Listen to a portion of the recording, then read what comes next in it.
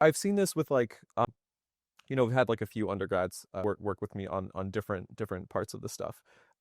But like I kind of see it on their faces too, where, I'll try to like explain the problem that I'm working on, and they'll be like, uh-huh, yeah, that makes sense. And then we'll sit down in a meeting with Milan, and he'll kind of like talk about it, and they'll be like, whoa, yeah, that's so cool. And I'm like, yeah, I know, right? Like, this is what I'm trying to communicate.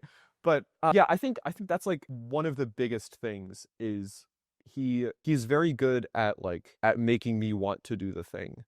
And this means that he doesn't have to like force me to do the thing, and he also doesn't have to like take a back seat while I crash and burn. Like I don't know, he's very good at like inspiring that.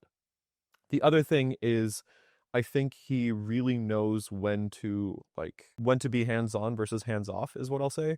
So like my very first paper that I ever wrote, it was terrible. But I was like, okay, I feel like I can write the technical content of this. And he was like, focus on the technical content. I'll take a pass over the introduction, and I'll like write something up and like show you how I did it, and like you tell me how you feel. And I was like, oh yeah, this is great. This is so easy. All I have to do is write technical stuff, and my advisor fills in all of the boring stuff for me.